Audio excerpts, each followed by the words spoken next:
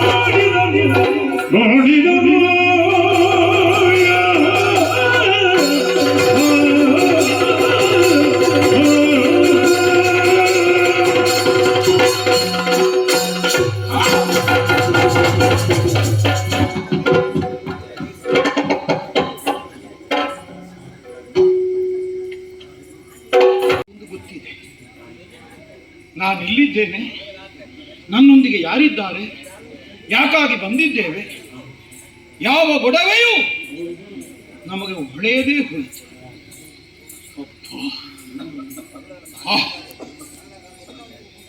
ಏನು ದಿವ್ಯ ಪ್ರಜ್ಞೆ! ನಮ್ಮ ಅಂತರಂಗದಲ್ಲಿ ತುಂಬಿರುವ ಕತ್ತಲನ್ನು ವಕ್ರೋಕ್ತಿಯಿಂದ ಶ್ಲೇಷೆಯಿಂದ ನಮಗೆ ತಿಳಿಯಪಡಿಸುವುದಕ್ಕಾಗಿ ಪ್ರಕೃತಿ ದೇವಿ ಬದಲಾಗಿ ಒದಗಿದಳು ಅಂತ ಅನ್ನಿಸ್ತಾ ಇದೆ. ಸಹಜವಾಗಿ ನಿಬಿಡವಾದ ವೃಕ್ಷರಾಜಗಳಿಂದ ತುಂಬಿದೆ ಈ ಕದಂಬ ಕಾಂತಾರ ನಡು ಮಧ್ಯಾಹ್ನದ ಹೊತ್ತಿನಲ್ಲೂ ಮಧ್ಯರಾತ್ರಿಯ ಕತ್ತಲೆಯ ಅನುಭವವನ್ನೇ ಕೊಡುತ್ತಾ ಇತ್ತು. ಆದರೆ ಇಂದಿನ ದಿನ ಎಲ್ಲಿ ನೋಡಿದರಲ್ಲಿ ಬೆಳಕು, ದಿವ್ಯ ತೇಜಸ್ಸು. ಯಾಕೆ ದಿವ್ಯ ತೇಜಸ್ಸು? ಲೋಕ ಬೆಳಗುವ ಸೂರ್ಯನ ತಪನ ಗುಣವನ್ನು ನಾವು ಅರಿಯದೇ ಇದ್ದವರಲ್ಲ. ನಡು ಮಧ್ಯಾಹ್ನದ ಹೊತ್ತಿಗೆ ಎಂತಹ ದೃಢವಾದ ದೇಹಬಲವನ್ನು ಹೊಂದಿದವನಾದರೂ ಬಿಸಿಲಿನ ಝಳಕ್ಕೆ ಬಾಡಿ ಬಸವಳಿಯಲೇಬೇಕು. ಕೋಟಿ ದಿವಾಕರರ ತೇಜಸ್ಸು ಕಾಣಿಸ್ತದೆ, ಆದರೆ ಮೈಯಿಂದ ಒಂದು ಹನಿ ಬೆವರು ಹೊರಗೆ ಬರುವುದಿಲ್ಲ. ಕೋಟಿ ಶಶಿಗಳ ಉದಯದ ಆಹ್ಲಾದಕರವಾದಂತಹ ಅನುಭವವನ್ನು ಈ ಬೆಳಕು ನಮಗೆ ಒದಗಿಸಿಕೊಡುತ್ತಾ ಇದೆ. ಒಂದಕ್ಕೊಂದು ವಿರುದ್ಧವಾದದ್ದು. ಸೂರ್ಯನಿಗೆ ತಪ್ಪಿಸುವ ಗುಣ, ಚಂದ್ರನಿಗೆ ತಣುಪಾಗಿಸುವ ಗುಣ, ಏಕಕಾಲದಲ್ಲಿ ಎರಡು ಮೇಳೈಸುವುದಕ್ಕೆ ಸಾಧ್ಯವಿಲ್ಲ. ಸಾಧ್ಯವಿದೆ ಎಂದಾದರೆ ಎಲ್ಲಿ ಪ್ರಪಂಚದ ಸೃಷ್ಟಿ ಲಯಗೊಳ್ಳುತ್ತದೆಯೋ, ಎಲ್ಲಿ ಪ್ರಪಂಚದ ಸೃಷ್ಟಿ ಮೊದಲಾಗುತ್ತದೆಯೋ ಅಂತಹ ಒಂದು ಕೇಂದ್ರ ಬಿಂದುವಿನಲ್ಲಿ ಮಾತ್ರ ಅದು ಸಾಧ್ಯವಾಗುತ್ತದೆ. ಹಾಗಿದ್ರೆ ಕದಂಬವನ ಇಂದಿನ ದಿನ ಬದಲಾಗಿ ಉಳಿಯುವುದಕ್ಕೆ ಸಾಧನವಾದದ್ದು ಯಾವುದು? ಯೋಚಿಸಿದರೆ ಅರ್ಥವಾಗುತ್ತದೆ. ಈ ಬೆಳಕಿನ ಮೂಲ ಸ್ವರೂಪ ಆ ಮಹಾತಾಯಿಯೇ ಆಗಿರಬೇಕು. ಅಮ್ಮ ಎಲ್ಲಿ ಅರಸುತ್ತಾ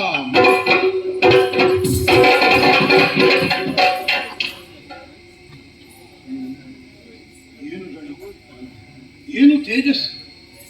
ತೇಜಪುಂಜವಾದಂತಹ ಸೂರ್ಯಬಿಂಬವನ್ನು ನೆಟ್ಟ ದೃಷ್ಟಿಯಿಂದ ದೃಢವಾದ ಬ್ರಹ್ಮಚರ್ಯ ವ್ರತವನ್ನು ಕೈಗೊಂಡವನಿಗಾದರೂ ನಿರೀಕ್ಷಿಸುವುದಕ್ಕೆ ಸಾಮರ್ಥ್ಯ ಸಾಲದು. ದೃಷ್ಟಿಯೇ ಮಂಜಾಗಿ ಹೋದೀತು.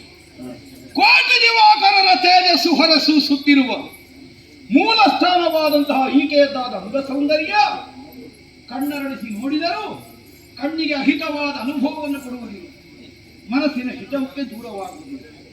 ಕಣ್ಣಿಗೆ ಹಿತವಾಗಿ ಮನಸ್ಸಿಗೆ ಮುದವಾಗಿ ಒದಗಿ ಬರುವಂತಹ ಸೌಂದರ್ಯಾತಿಶಯ ಲೋಕ ಜನನಿ ಎನ್ನುವುದು ಸ್ಪಷ್ಟ.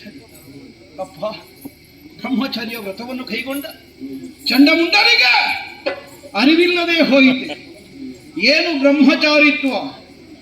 ಈ ಪ್ರಪಂಚದ ಸಕಲ ವಿಷಯ ಸುಖೋಪಭೋಗಗಳಿಗಿಂತ ದೂರವಾಗಿ ಯಾವುದು ಪ್ರಪಂಚದ ಪರಾತ್ಪರವಾದ ವಸ್ತು ವಿಶೇಷವು ಅದರತ್ತವೇ ಚರಿಸುವಂತಹ ವ್ರತಕ್ಕೆ ಬ್ರಹ್ಮಚರ್ಯವೆಂದು ಹೆಸರು. ಅದೇ ಹೌದಾದರೆ ಇತ್ತ ಕಡೆಗೆ ಹರಿಯಬೇಕಾದ ಅವರ ಚಿತ್ತ ಅದರ ಬದಲಾಗಿ ಇವಳನ್ನು ಕರೆದೊಯ್ದು ಶುಂಭನ ವಾಮಾಂಗಿಯನ್ನಾಗಿಸುವಂತಹ ಯೋಚನೆಗೆ ಬದಲಾಗುತ್ತದೆ ಎಂದಾದರೆ ಸರಿ ಸರಿ ಸರಿ ಸರಿ. ಕೆಡುವ ಕಾಲಕ್ಕೆ ವಿವೇಕ ಮಸಳಿಸ್ತದೆ. ನಮಗಾದದ್ದೇ ಕೋಟಿ ಕೋಟಿ ಸಜ್ಜನರ ಕಗ್ಗೊಲೆಗೆ ಕಾರಣರಾದ ನಮ್ಮದಾದ ಅಕೃತ್ಯಕ್ಕೆ ಸರಿಯಾದ ಫಲವನ್ನು ಅನುಭವಿಸುವ ಸಂದರ್ಭ ಬಂದಿದೆ ಎನ್ನುವುದು ಸುಸ್ಪಷ್ಟ. ಶಿವನೇ ಮಾಡಲೇನು, ಏಕೆಂದು ನಮ್ಮವರ ಸಾಮ್ರಾಜ್ಯಕ್ಕಾಗಿ ಅಹರ್ನಿಶಿ ದುಡಿದು ನಮ್ಮವರ ಒಳಿತನ್ನೇ ಸಾಧಿಸಿ ಇಷ್ಟರ ತನಕ ಅವರ ಬದುಕಿಗೆ ಭದ್ರತೆಯನ್ನು ಕಲ್ಪಿಸಿಕೊಟ್ಟು ನಾಳೆ ನಮ್ಮ ಹೆಸರಡಗಿದರೂ ಉತ್ತರೋತ್ತರವಾಗಿ ದಾನವ ಸಾಮ್ರಾಜ್ಯ ಅಭಿವೃದ್ಧಿಯನ್ನು ಕಾಣಲಿ, ಪುರೋಗಾಮಿತ್ವವನ್ನು ಹೊಂದಲಿ ಅನ್ನುವ ಭಾವವನ್ನು ನಾವು ತಳೆದಿದ್ದರೆ ಎಲ್ಲ ನಮ್ಮ ಕಣ್ಣ ಮುಂಭಾಗದಲ್ಲಿ ನಶಿಸಿ ಹೋಗುತ್ತಿರುವ ಕಹಿಯಾದ ಸತ್ಯದ ದರ್ಶನವಾಗುತ್ತಾ ಇದೆ. ಶಿವನೇ, ಸತ್ಯ ದರ್ಶನವಾದದ್ದನ್ನಾದರೂ ಅಂತರಂಗದ ಹಿತಭಾವದಿಂದ ಒಪ್ಪಿಕೊಳ್ಳುವುದಕ್ಕೆ ಅವಕಾಶ ಇಲ್ಲದೇ ಇದ್ದಷ್ಟು ಬದುಕುವ ಅರ್ಹತೆಯನ್ನೇ ಕಳೆದುಕೊಂಡು ಅನರ್ಹತೆಯ ಪಾತ್ರತ್ವವುಳ್ಳಂತಹ ನಮಗೆ ಭವಿಷ್ಯಕ್ಕಾಗಿ ಹಂಬಲಿಸಿದರೂ ಸಿಗುವುದಕ್ಕದು ಹೇಗೆ ಸಾಧ್ಯ? ಆದರೂ ಒಡೆಯನ ಅನ್ನದಲ್ಲಕ್ಕೆ ವಿರೋಧವಾಗಕೂಡದು. ಅವನ ಇಚ್ಛೆಯನ್ನು ಕೈಗೂಡಿಸುವುದಕ್ಕೆ ಸಾಧ್ಯವಾದರೆ ಮರಳಿ ಮನೆಗೆ, ಅಲ್ಲದೆ ಹೋದರೆ ಕೊನೆಗೆ ಎಲ್ಲರೂ ಸೇರಬೇಕಾದ ಮನೆ ಯಾವುದು ಅದೇ ಮನೆಗೆ ಈ ಕಾರಣದಿಂದಲಾದರೂ ಮುಂದಾಗುವುದಕ್ಕೆ ಸಿದ್ಧ ಅನ್ನುವ ಭಾವದಿಂದಲೇ ಹೊರಟು ಬಂದಿದ್ದೇನೆ. ನೋಡೋಣ ಏನಾಗುತ್ತೆ.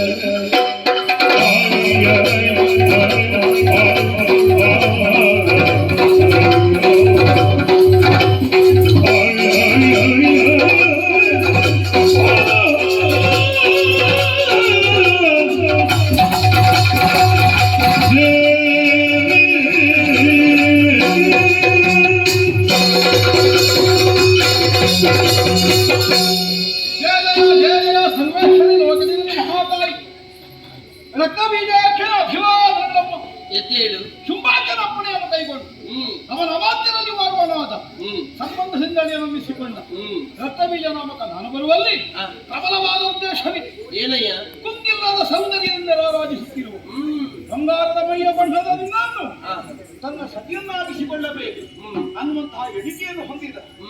ಇಬ್ಬರ ಅಪೇಕ್ಷೆಯನ್ನು ಕೈಗೂಡಿಸಿಕೊಳ್ಳುವಲ್ಲಿ ಕುಂದಣದ ಅಂತಣದ ಒಂದಿಗೆ ಬಂದಿರುವೆ. ಸರಿವಹಿಸ್ತೇನೆ ನಮ್ಮ ಹೋರಾಟ ಬೇಡ. ಒಂದಮ ರಕ್ತ ಬೀಜ ನಮೋ ನಮಃ. ರಕ್ತ ಬೀಜ ಲೋಕಗಳಲ್ಲಿ ದಿಗ್ವಿಜಯವನ್ನು ಸಾಧಿಸಿ ಪ್ರಭುತ್ವವನ್ನು ಸ್ಥಾಪಿಸಿದ ನಿನ್ನೊಡೆಯ ಶುಂಭನಿಗೆ ಇನ್ನು ಬೇಕು ಅನ್ನುವ ಭಾವ ಸಾಕಿಣಿಸದೆ ಹೋಯಿತೆ. ಏರಿಕೊಳ್ಳುವುದಕ್ಕೆ ಸ್ವರ್ಗಲೋಕದ ಐರಾವತ, ಕೈ ಇಕ್ಕಿ ವೆಚ್ಚ ಮಾಡುವುದಕ್ಕೆ ನವನಿಧಿಗಳ ಸಂಗ್ರಹ, ಮೆಟ್ಟಿ ನಡೆಯುವುದಕ್ಕೆ ಪರುಷ ಶಿಲೆ. ಇನ್ನೂ ನನ್ನ ಕುರಿತಾಗಿ ಹಂಬಲವನ್ನು ಇರಿಸಿದ ನನ್ನ ಹೊಂದಬೇಕೆನ್ನುವ ಬಯಕೆಯಿಂದ ಪ್ರಬಲೇಚ್ಛೆಯಿಂದಲೇ ತನ್ನವರನ್ನ ಕಳೆದುಕೊಂಡರು.